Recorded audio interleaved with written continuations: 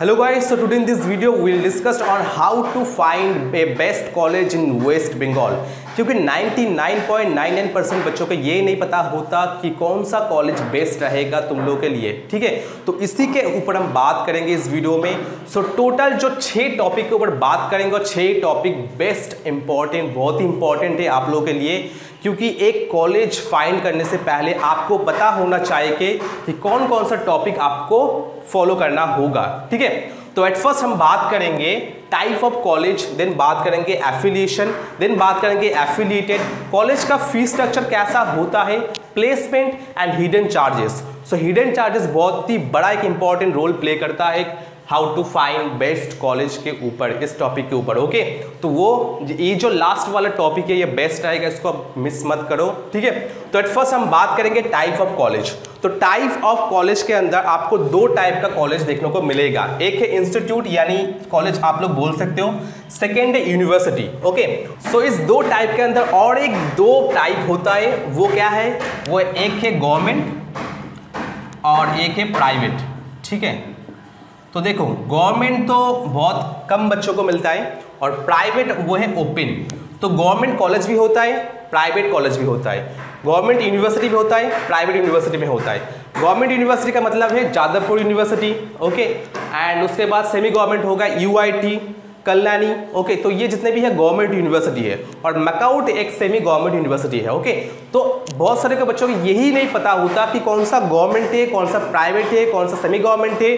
तो इसीलिए आप अगर एडमिशन लेना चाहते हो प्राइवेट कॉलेज में या गवर्नमेंट कॉलेज में या प्राइवेट यूनिवर्सिटी में या प्राइवेट कॉलेजेस में, ओके, तो आपको पहले ये जो स्टेप है ये आपको समझना पड़ेगा, ठीक है। तो एट फर्स्ट हम बात कर लिए टाइप ऑफ कॉलेज। तो कॉलेज 2 तरीके से होता है, एक है कॉलेज और एक है यूनिवर्सिटी, जिसमें गवर्नमेंट एंड प्राइवेट आता है। बात करते हैं एफिलिएशन। तो एक कॉलेज चूज करने से पहले आपको उसका एफिलिएशन के बारे में पता होना चाहिए, ठीक है। तो एफिलिएशन के अंदर क्या क्या होता है, फर्स्ट है AICTE, all India council for technical education. तो AICTE अप्रूव्ड कॉलेज से अगर आप पास आउट करते हो, अगर MTech, MBA या MCA भी करते हो, तो आपको एक स्कॉलरशिप मिलेगा जो SVM से है, ठीक है। और AICTE सिर्फ कॉलेजेस को मिलता है, यानी जो इंस्टीट्यूट होता है या कॉलेजेस होता है उनको ही सिर्फ AICTE एफिलिएटेड मिलता है और बहुत ही कम यूनिवर्सिटी को AICTE एफिलिएटेड मिलता है। इसीलिए आप लोग देखोगे जो भी यूनिवर्सिटी है उसका फीस स्ट्रक्चर बहुत ही ज़्यादा कम है एक्सेप्ट जादवपुर यूनिवर्सिटी, ओके। क्योंकि आप अगर पकड़ सकते हो CCOM university, JIS university, Swami Vivekananda university, तो उसमें फीस स्ट्रक्चर बहुत ही कम है। क्यों है? क्योंकि AICTE एफिलिएटेड नहीं है। और टेक्नो यूनिवर्सिटी में एक लौता यूनिवर्सिटी है जिसमें AICTE एफिलिएटेड है। जो AICTE एफिलिएटेड, ये आपको सबसे पहले देखना होगा कि ये कॉलेज में है कि नहीं, ठीक है, क्योंकि ये बहुत बड़ा एक इंपॉर्टेंट रोल प्ले करता है। AICTE, all India council for technical education, ये हर एक इंस्टीट्यूट में होता है, ठीक है। जितने भी 200 इंजीनियरिंग कॉलेज है हमारे वेस्ट बंगाल में, सभी में AICTE एफिलिएटेड है, ओके। और जितने भी यूनिवर्सिटी है, तो यूनिवर्सिटी में अगर आप एडमिशन लेना जाओगे तो आपको पता करना चाहिए, जैसे कि ब्रेनवार्ड यूनिवर्सिटी हो गया, ये लोग बताते हैं कि AICTE एफिलिएटेड है, बट ये एफिलिएटेड नहीं है, ठीक है। तो आपको पता करना होगा पहले। उसके बाद आता है यूनिवर्सिटी ग्रांट्स कमीशन। सो बहुत लोग ये सोचता है कि UGC अप्रूव्ड किसी कॉलेज में होता है, बट ऐसा नहीं। यूनिवर्सिटी ग्रांट्स कमीशन सिर्फ और सिर्फ यूनिवर्सिटी को मिलता है, ना कि कॉलेजेस को मिलता है, ठीक है। ओनली यूनिवर्सिटी को यूनिवर्सिटी ग्रांट्स कमीशन मिलता है। जैसे कि हमारे यहाँ मैकाउट हो गया, Maulana Abul Kalam Azad university and technology, तो मैकाउट के अंदर जितने भी कॉलेजेस है तो मैकाउट है UGC affiliated, UGC approved, university grants commission. और जितने भी कॉलेजेस हैं वो यूनिवर्सिटी ग्रांट्स कमीशन यानी मैकाउट के अंदर आता है, तो इसलिए हम बोलते हैं कि यूनिवर्सिटी ग्रांट्स कमीशन, ओके। तो ये बहुत बड़ा इंपॉर्टेंट रोल प्ले नहीं करता है, ये सिर्फ और सिर्फ यूनिवर्सिटी को दिया जाता है। यूनिवर्सिटी का जितने भी कॉलेज आता है वो AICTE अप्रूव्ड होता है, ठीक है, पता चल गया। और एक बात मैं बता दूं, जिस यूनिवर्सिटी में AICTE एफिलिएटेड नहीं है और आगे अगर आप हायर स्टडी करते हो लाइक MBA, MCA, MTech, तो उस पर स्कॉलरशिप आपको नहीं मिलेगा, ओके। और किसी गवर्नमेंट जो जॉब निकलता है जिसमें साफ साफ मेंशन रहता है कि AICTE एफिलिएटेड कॉलेज से या यूनिवर्सिटी पास आउट होना चाहिए, तभी इस जॉब के लिए आप एलिजिबल हो, ठीक है। तो यही जस्ट आपको एक प्रॉब्लम आएगा, ठीक है। नेक्स्ट बात करते हैं मैकाउट। तो ये है Maulana Abul Kalam Azad university and technology, और 100 कॉलेजेस है वेस्ट बंगाल में, 100 कॉलेजेस मैकआउट एफिलिएटेड है, 100 कॉलेज मैकआउट एफिलिएटेड है, और आपको 10 ऐसा कॉलेज देखने को मिलेगा जो ऑटोनोमस कॉलेज है, जो एक अदर्स यूनिवर्सिटी हैंडल करता है। सो डोंट वरी, हम लोग बात करेंगे एफिलिएटेड में, ओके, इसको deeply. So next, NAAC affiliation, national assessment accreditation council. So ये जो है ये किस कॉलेज को मिलता है? नेशनल असेसमेंट एक्रेडिटेशन काउंसिल जो नैक होता है, B+, A+, A, C, B+B, ठीक है। तो ये जो ग्रेड मिलता है नेशनल असेसमेंट एक्रेडिटेशन काउंसिल, बहुत सारे कॉलेज में आपको देखने को मिलेगा कि NAAC B+ affiliated bye MAKAUT, ऐसा आपको देखने को मिलेगा। बट ये नैक है क्या चीज, ठीक है, तो इस पर हम बात करेंगे।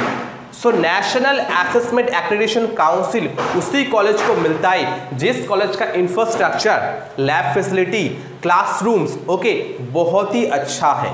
ओके, तो इंफ्रास्ट्रक्चर का मतलब क्या? कैंपस, यानी आपने एक कॉलेज खोल के रखा है, उस कॉलेज का कैंपस बहुत ही ज़्यादा ब्यूटीफुल है, lab facilities, infrastructure, classes room, ठीक है, जो बहुत ही ज़्यादा अच्छा है, तो उसी के अकॉर्डिंग आपको नैक एफिलिएशन मिलता है और उसी के अकॉर्डिंग आपको ग्रेड भी मिलता है, ठीक है। बट आप लोग ऐसा मत सोचना कि इसी के ऊपर आपको कॉलेज फाइंड करना है, ठीक है, क्योंकि अभी ये ना नैक, NBA, ये सब ना पैसा दे के खरीद लिया जाता है, ठीक है, सीरियसली ऐसा होता है, ऐसा सिचुएशन अभी चल रहा है। यानी एक कॉलेज का इंफ्रास्ट्रक्चर उतना अच्छा नहीं है, क्लासेस रूम भी उतना अच्छा नहीं है, लैब फैसिलिटी भी उतना अच्छा नहीं है, बट पैसे दे के नैक एफिलिएशन ले लिया और नैक दे दिया B+, ओके। और ऐसा भी होता है कि नैक का जो एफिलिएशन है 2019 to 2020 या 21 तक था, बट अभी वो सिर्फ उसी को चला रहा है, उसी को बोल रहा है कि हाँ मेरे पास तो नैक एफिलिएशन है B+ का, तो ऐसा नहीं, वो एक्सपायर हो जाता है, ठीक है। तो आपको वो चेक करवाना पड़ेगा कि नैक जो एफिलिएशन था वो किस ईयर से किस ईयर तक था, ठीक है। तो एट फर्स्ट आपको ये चेक करना होगा ना, इसके बेसिस के ऊपर आप कॉलेज चूज मत करो, क्योंकि ये नैक एफिलिएशन ऐसे ही होता है कि लोगों को दिखाने के लिए कि हमारे पास इंफ्रास्ट्रक्चर बहुत बड़ा है, लैब फैसिलिटीज है, तो उसके बेसिस पे आप जाओगे।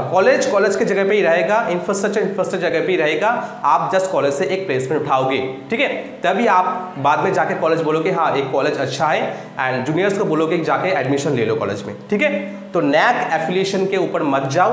नेक्स्ट हम बात करते हैं NBA। सो ये एक बहुत ही इंपॉर्टेंट है NBA का मतलब होता है national board of accreditation. So national board of accreditation का मतलब है ये एक कोर्स में लागू होता है। कोर्स मतलब बीटेक कोर्स, और बीटेक कोर्स के अंदर बहुत सारे ब्रांचेस होते हैं, जैसे कि CSE हो गया, मैकेनिकल, इलेक्ट्रिकल, EC।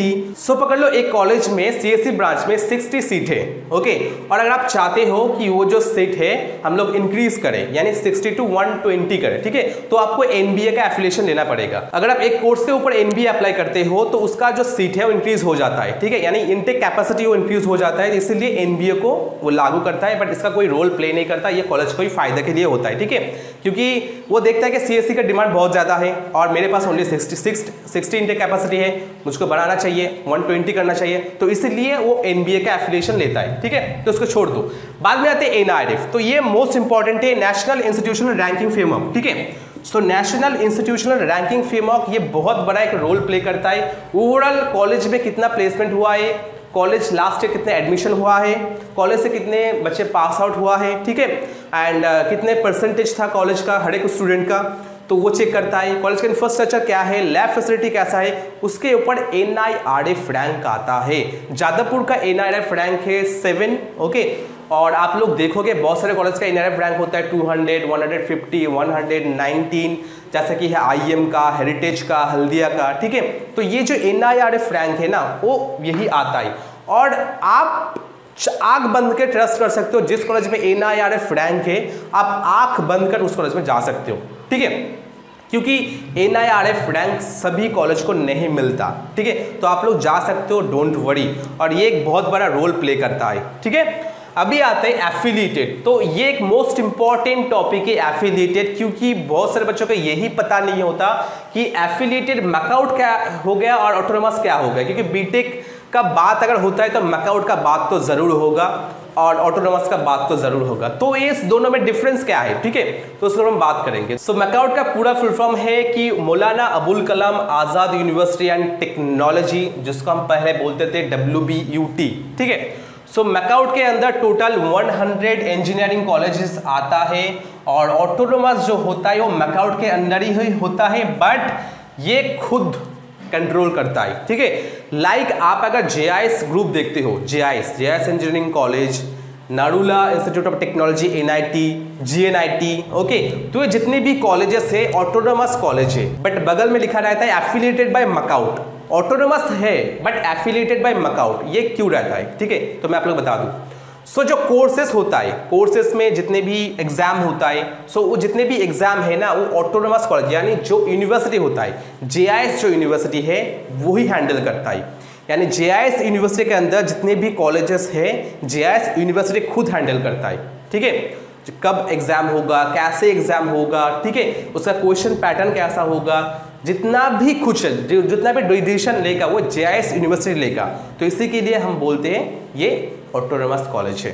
ठीक है, ऑटोनोमस यूनिवर्सिटी का मतलब है यूनिवर्सिटी, जैसे कि हो गया मेरा हम लोग का जादवपुर यूनिवर्सिटी, सिद्धपुर यूनिवर्सिटी, उसके बाद techno university, okay, Seacom university and SBU university. तो जितने भी यूनिवर्सिटी है ये खुद चलाता है अपना कॉलेज, ये मैकआउट के ऊपर डिपेंड नहीं रहता है। बट जितने भी इंस्टीट्यूट है लाइक हमारा BBIT हो गया, टेक्नो हो गया, ठीक है, तो जितने भी कॉलेजेस हैं ये कॉलेज मैकआउट के एफिलिएटेड है। मैकआउट जो डिसीजन लेगा वही इस कॉलेजेस को करना होगा। और मैकआउट के अंदर टोटल 100 कॉलेजेस आता है, 100 कॉलेज, ओके। सो इसको आप अच्छे से समझो, ठीक है। सो ये रहा मैकआउट यूनिवर्सिटी, पकड़ लो, ये रहा मैकआउट यूनिवर्सिटी।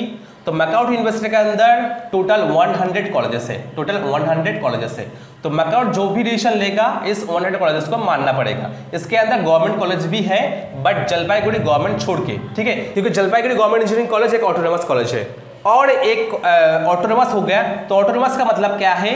एक तो हो गया खुद का एक कॉलेज, यानी वो कॉलेज किसी के अंदर नहीं आता, जैसे कि हो गया हल्दिया हेरिटेज, सो किसी भी यूनिवर्सिटी के अंदर नहीं आता, ठीक है। तो एक सिंगल ग्रुप का कॉलेज है, सिंगल कॉलेज, जैसे कि हल्दिया हो गया, हेरिटेज हो गया, तो ये भी ऑटोनोमस है, ठीक है। तो ये जो भी करेगा इसका मैनेजमेंट जो भी डिसीजन लेगा स्टूडेंट को करना पड़ेगा, ठीक है। और एक होता है जो एक यूनिवर्सिटी हो, जैसे कि JIS यूनिवर्सिटी हो गया, ये है JIS यूनिवर्सिटी। और JIS यूनिवर्सिटी के अंदर बहुत सारे कॉलेजेस जैसे कि GNIT हो गया, NIT हो गया, JIS कल्याणी हो गया, ठीक है। तो जितने भी कॉलेजेस हैं ये एफिलिएटेड है JIS यूनिवर्सिटी, तो उसको हम लोग बोलेंगे ऑटोनोमस। इसको भी बोलेंगे ऑटोनोमस और उसको भी बोलेंगे ऑटोनोमस। और ये हो गया मैकआउट, ठीक है। तो आपको अभी डिसाइड करना है कि आपको ऑटोनोमस कॉलेज पढ़ना है या मैकआउट के अंदर पढ़ना है, क्योंकि फायदा क्या होगा, मैकआउट जो भी डिसीजन लेगा वो अच्छे से लेता है डिसीजन, क्योंकि इस बार जो मैकआउट ने डिसीजन लिया ऑनलाइन एग्जाम होगा और बाकी जितने भी ऑटोनोमस कॉलेज है वो डिसीजन लिया कि ऑफलाइन एग्जाम होगा, ठीक है। तो इससे आपको पता चल गया होगा कि कौन सा बेटर है। सो अभी बात करते हैं नेक्स्ट फीस स्ट्रक्चर। तो फीस स्ट्रक्चर के अंदर आपको लो फीस देखने को मिलेगा, एग्जैक्ट फीस देखने को मिलेगा, हाई फीस देखने को मिलेगा, डोनेशन देखने को मिलेगा, ठीक है। सो अगर ऐसा कॉलेज है, पकड़ लो XYZ एक कॉलेज है, ठीक है, तो उस कॉलेज में उसका फीस स्ट्रक्चर है 2,40,000, उसका एग्जैक्ट फीस है 2,40,000, बट वो क्या कर रहा है, आप लोगों को एडमिशन दे रहा है 1,40,000 में या 1,20,000 में, ठीक है, क्योंकि उसका एग्जैक्ट फीस है 2,40,000। तो ऐसा वो क्यों करेगा? क्योंकि उसको पता है कि उस कॉलेज में कोई एडमिशन नहीं लेगा अगर मैं इस फीस स्ट्रक्चर को लो ना करूं, ठीक है। और आप लोग सोचते हो कि हाँ कॉलेज तो अच्छा है, कॉलेज फीस स्ट्रक्चर कम ले रहा है तो जाना चाहिए, बट आप लोग ये नहीं सोचते कि लो फीस होगा तो कुछ ना कुछ तो प्रॉब्लम होगा ही, ठीक है। तो देखो लो फीस अगर लेता है ना तो उससे प्लेसमेंट इशू होता है, ठीक है, प्लेसमेंट का इशू होता है। और जो आपका फैकल्टी होगा, फैकल्टी का इशू होता है, आपको कोई सपोर्ट नहीं मिलेगा, क्योंकि देखो एक कॉलेजेस चलाने के लिए फैकल्टी को एक अच्छा खासा आपको सैलरी प्रोवाइड करना होता है, ठीक है। अगर कॉलेज का फैकल्टी सैलरी नहीं मिलता, ठीक है, कॉलेज का फैकल्टी अच्छा नहीं है, तो लो फीस तो ज़रूरी होगा, ऐसा ही तो लो फीस होगा ना। तो इसीलिए लो फीस का कॉलेज में कभी एडमिशन मत लो अगर आप प्लेसमेंट के लिए पढ़ रहे हो। अगर आप प्लेसमेंट के लिए पढ़ रहे हो तो लो फीस कॉलेज में मत जाओ, ठीक है। बट अगर आप ओनली डिग्री के लिए पढ़ रहे हो तो आप जरूर जाओ, नो प्रॉब्लम, ठीक है। सो अभी आते हैं एग्जैक्ट फीस।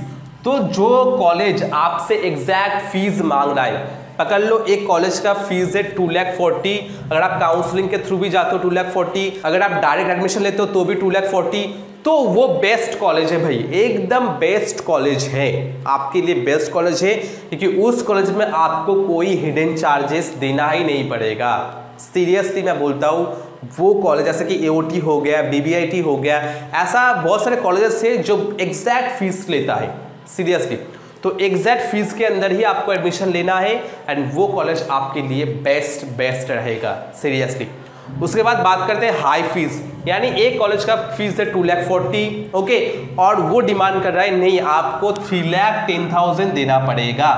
तो ये मैं क्यों दूँ, है ना, ये क्यों दूँ, क्योंकि उसको पता है कि हमारे कॉलेज में जो भी सीट है वो बचा नहीं रहेगा, उसको फिलअप करना ही होगा एंड फिलअप हो भी जाता है, ठीक है, फिलअप एश्योर्ड हो भी जाता है। तो इसीलिए सीट का डिमांड ज़्यादा होता है। और अगर आप चाहते हो इस कॉलेज में एडमिशन लेने के लिए तो आप लोग जा सकते हो, डोंट वरी, एकदम अच्छा कॉलेज है, जस्ट आपको थोड़ा फीस ज़्यादा देना पड़ेगा, ठीक है, क्योंकि ये लोग प्लेसमेंट बहुत ही अच्छा देता है, बट इसका नेगेटिव एक ही है, आपको हिडन चार्जेस बहुत देखने को मिलेगा, ठीक है, क्योंकि ये लोग पहले से मैनेजमेंट कर रहा है ना, पहले से ये बिजनेस में उतर चुका है एंड वो बोल रहा है कि हाँ 2,40,000 को हम लोग 3,10,000 देना पड़ेगा, तो हिडन चार्जेस तो बस होगा ही, ओके। अभी बात कर डोनेशन, तो ये एक ट्रेंडिंग में चल रहा है डोनेशन, ओके।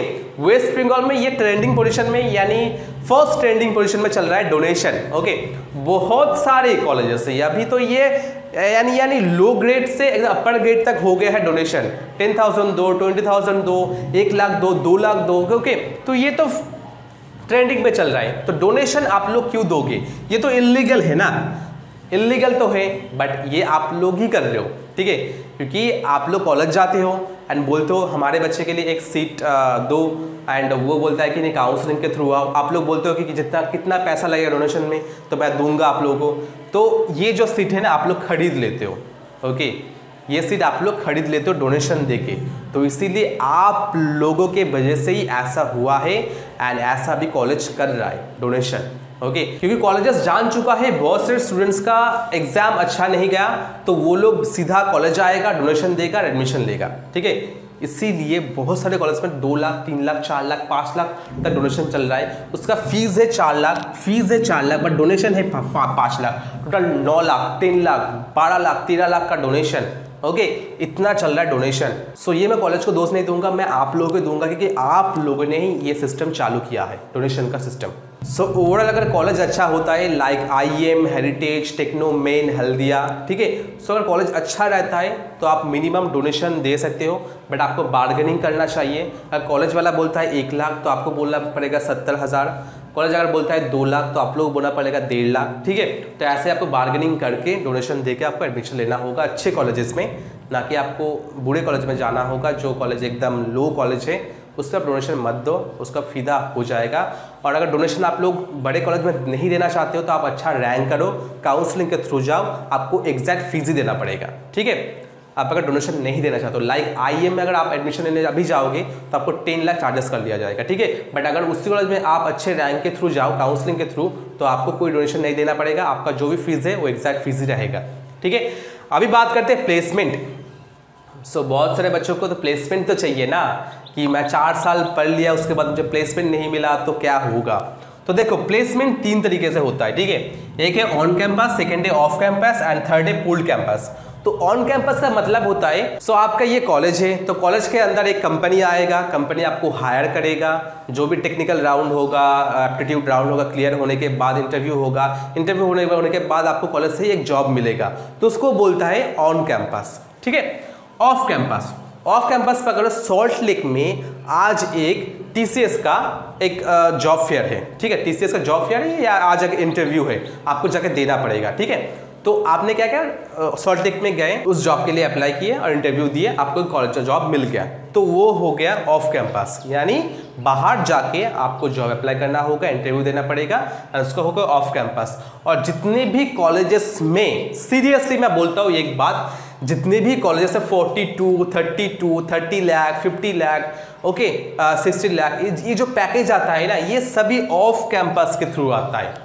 ऑफ कैंपस में स्टूडेंट जाता है और एडोब का, अमेजोन का, माइक्रोसॉफ्ट का, गूगल का प्लेसमेंट ले आता है और कॉलेजेस क्या करता है, वो प्लेसमेंट अपने नाम पे छाप देता है, ठीक है, वेबसाइट में, और बोल देता है कि हमारे कॉलेज से 30 to 45 लाख का पैकेज गया है, ठीक है। तो ये एकदम सरासर झूठ है कि कॉलेज में एवरेज पैकेज जाता है 10 लाख to 12 लाख, ओके, इससे ऊपर कभी नहीं जाता। 15 लाख एकदम मैक्स है, सीरियसली बहुत ही कम बच्चों को मिलता है, यानी 5-6 बच्चों को ही मिलता है 15 लाख का पैकेज, और बाकी एवरेज जाता है 5 लाख 6 लाख, जो भी आप लोग देखोगे 12-13 स्टूडेंट्स प्लेस हो गए 5 लाख 6 लाख का, ठीक है। और आप लोग जानते हो सीटीसी और इन हैंड सैलरी बहुत ही डिफरेंट एक चीज होता है, ठीक है। सो अभी आते हैं पूल्ड कैंपस। तो पूल्ड कैंपस क्या होता है, पकड़ लो एक कंपनी है XYZ, ओके, तो उन्होंने क्या किया, एक गूगल फॉर्म बनाया, तो गूगल फॉर्म में सारे कॉलेजेस में यानी 10 to 15 कॉलेजेस में बांट दिया। उसके बाद जितने भी कॉलेज का स्टूडेंट ने वो फॉर्म फिल किया, उनके बीच में एक एग्जाम होगा, एप्टीट्यूड टेस्ट होगा, ऑनलाइन टेस्ट होगा, इंटरव्यू होगा, तो वो पूल्ड कैंपस, ठीक है। वो ये सारे कॉलेज के अंदर भी हो सकता है, 2-3 कॉलेज के अंदर भी हो सकता है, और टेक्नो मेन ग्रुप के अंदर जितने भी कॉलेज आता है उसमें भी हो सकता है, ठीक है। सो अभी आते हैं फेक प्लेसमेंट। तो इसको आपको कैसे पहचानोगे उसको बात करते हैं। सो फॉर एग्जाम्पल आपने एक कॉलेज चूज किया, XYZ एक कॉलेज चूज किया, ठीक है। आप सोच रहे हो इस कॉलेज में जाके हम एडमिशन लेंगे नेक्स्ट वीक या नेक्स्ट मंथ, ठीक है। सो पहले आपको क्या करना होगा, उस कॉलेज को वेबसाइट पे जाना होगा। वेबसाइट में जाके प्लेसमेंट रिकॉर्ड देखोगे, तो कैसे चेक करोगे। So for example placement record ऐसा कुछ लिखा रहेगा, उसको क्लिक करोगे। क्लिक करने के बाद प्लेसमेंट रिकॉर्ड आएगा। अगर ग्राफ जैसा ऐसा कुछ होगा, ग्राफ, ओके, ऐसा कुछ ग्राफ के जैसा होगा, तो पकड़ लेना वो सरासर झूठ है, ठीक है। अगर आपको एक जेन्युइन सीट मिलेगा, यानी जेन्युइन सीट का मतलब है एक प्रॉपर आपको एक PDF मिलता है, और PDF के अंदर फोटो, नेम वगैरह रहता है, और किस कंपनी में प्लेस्ड हुआ है, ऐसा कुछ आपको देखने को मिलेगा, तो आप लोग पकड़ सकते हो हाँ वो एकदम जेन्युइन है। आपको देख के ही पता चल जाएगा कि प्लेसमेंट फेक है, फेक प्लेसमेंट है, ओके। और जो भी वेबसाइट में प्लेसमेंट के रिगार्डिंग अपडेट नहीं होता, यानी जिस कॉलेजेस में वेबसाइट में प्लेसमेंट अपडेट नहीं किया गया है, तो आप लोग एकदम एश्योर्ड हो सकते हो कि प्लेसमेंट उस कॉलेज पे अच्छा नहीं गया है, ठीक है। क्योंकि प्लेसमेंट अच्छा होगा तो अब तक कॉलेज के वेबसाइट में अपडेट हो गया होगा। तो आपको यही जस्ट ढूंढना होगा प्लेसमेंट रिकॉर्ड, और प्लेसमेंट रिकॉर्ड में जाके आपको यही ढूंढना होगा जो प्लेसमेंट रिकॉर्ड का PDF या डेटा है वो कैसा है, उसको अच्छे से चेक करना होगा। अगर एकदम सिंपल सीधा साधा होता है, ग्राफ दिया गया है और बोला गया CSE में इतना प्लेस्ड हो गया है, IT में भी इतना प्लेस्ड हो गया है, तो आप लोग समझ लेना वो सरासर झूठ है, ठीक है। क्योंकि प्लेसमेंट तो होता है, मैं आप लोगों को नहीं बोलूँगा प्लेसमेंट नहीं होता, प्लेसमेंट तो होता है, बट उतना अच्छा प्लेसमेंट नहीं गया है। 3 लाख 4 लाख 5 लाख का प्लेसमेंट गया है, ठीक है। तो इसीलिए तो आपको पहले वो चीज़ देखना होगा कि कॉलेज की वेबसाइट में जाके कि प्लेसमेंट रिकॉर्ड कैसा है, वो फेक तो नहीं है, चेक करवाना पड़ेगा। देन आप सर से पूछ सकते हो। देन नेक्स्ट आस्क स्टूडेंट्स, तो कॉलेज में जो स्टूडेंट पढ़ता है अभी, तो उनसे आप बात कर सकते हो, ठीक है। देन बात करने के बाद आपको पता चल जाएगा कॉलेज का प्लेसमेंट कैसा है, देन आप लोग जाके एडमिशन ले सकते हो, ठीक है।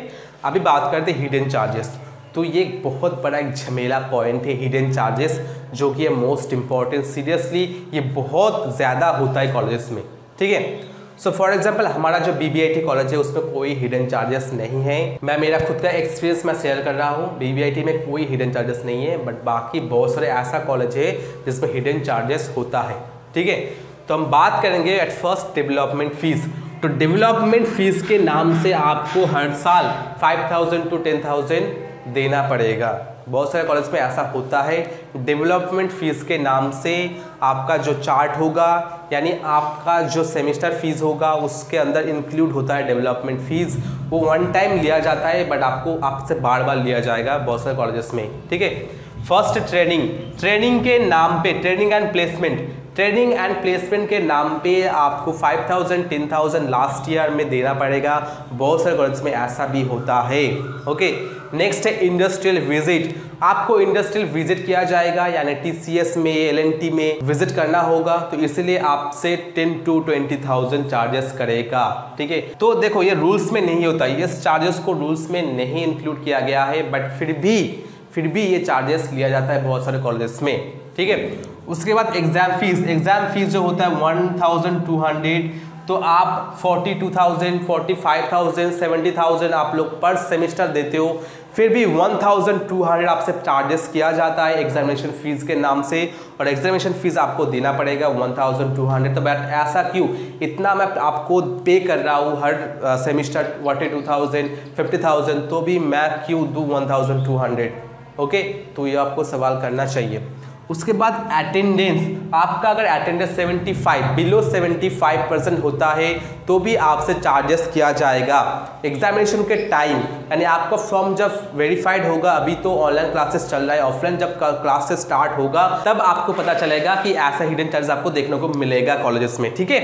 सो लास्ट है लो मार्क्स। सो आप अगर CA में कुछ लो मार्क्स लाते हो, यानी 5-6 मार्क्स आता है, तो CA3 एंड CA4 में आपसे 5,000 to 10,000 लेगा कॉलेज वाला, ठीक है। तो ये ऐसा भी देखा जाता है बहुत सारे कॉलेज में, ठीक है। उसके बाद ड्रेस कोड, तो कॉलेज अगर आप जाते हो, आपका ड्रेस कोड यानी यूनिफॉर्म अच्छा नहीं होता, आपने क्या किया कि ये जो शूज़ है, शूज़ अच्छा नहीं है, ब्लैक जो शूज़ होता है आपने कुछ और शूज़ पहन के आ गया, ठीक है। तो इसीलिए ना जो ड्रेस कोड के ऊपर भी आपको चार्जेस देना पड़ता है, बहुत सारे कॉलेजेस में ऐसा भी होता है, ठीक है। तो आपको पहले जानना होगा, जानने के बाद आप उस कॉलेज में एडमिशन लो। तो ओवरऑल मैं बोलूँगा एट फर्स्ट आपको टाइप ऑफ कॉलेज देखना होगा, कॉलेज है कि यूनिवर्सिटी।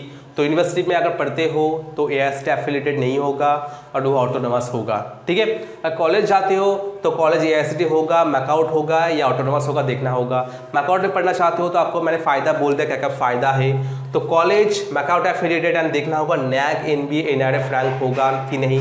अगर नहीं भी है तो भी चलेगा, डोंट वरी, और उसका फीस थोड़ा कम होगा। जिस कॉलेज में NRF रैंक है उस कॉलेज का फीस बहुत ही ज़्यादा होगा, ठीक है। और अगर NAC NBA नहीं है तो भी चलेगा, कोई प्रॉब्लम नहीं, इसके वजह से आप कॉलेज चूज़ नहीं कर सकोगे, इस खाली एक एक्रेडिटेशन है, ठीक है। उसके बाद मैकआउट एंड ऑटोनोमस आपको चूज़ करना पड़ेगा। मैकआउट चूज़ कर लो। मैकआउट चूज़ करने के बाद आपको लो फीस में नहीं जाना है, एग्जैक्ट फीस जाना है या हाई फीस जाना है। डोनेशन अगर आप दे पाते हो तो डोनेशन पे जाओ, नहीं तो मत जाओ, काउंसलिंग के थ्रू जाओ, ठीक है। हाई फीस और एग्जैक्ट फीस में जा सकते हो। जाने के बाद on campus, off campus, full campus, flex placement आप लोग देखोगे वेबसाइट में कि है कि नहीं, और कॉलेज के स्टूडेंट से बात करोगे कि कॉलेज अच्छा है कि नहीं। देन ये पूछ लिया, उसके बाद हिडन चार्जेस आपको देखना पड़ेगा कि कॉलेज में ट्रेनिंग के नाम पे, इंडस्ट्रियल विजिट के नाम पे, अटेंडेंस के नाम पे कुछ एक्स्ट्रा चार्जेस कर रहा है कि नहीं, वो आपको देखना पड़ेगा। उसके बाद ही आपको डिसाइड करना होगा कि वो कॉलेज आपके लिए बेस्ट रहेगा कि नहीं, ठीक है। सो यही था पूरा साइकिल कि how to find a best college in West Bengal. So अगर अभी भी आपको लग रहा है कि कॉलेज ढूंढने में आपको थोड़ा भी प्रॉब्लम हो रहा है तो मुझसे आप बात कर सकते हो। व्हाट्सएप में डायरेक्ट आप लोग DM कर सकते हो, इंस्टाग्राम में DM कर सकते हो, मैं बिल्कुल आप लोगों को हेल्प करूंगा। और नीचे डिस्क्रिप्शन में मेरा नंबर रहेगा, मेरा व्हाट्सएप लिंक रहेगा, आप लोग जाके मुझे डायरेक्टली पूछ सकते हो, मैं ज़रूर आप लोग को हेल्प करूँगा, ठीक है। सो इतना ही था वीडियो में। तो वीडियो अगर अच्छा लगता है तो एक लाइक एंड सब्सक्राइब कर जाना। चलो मिलते हैं नेक्स्ट वीडियो में, तब तक के लिए बाय, टेक केयर।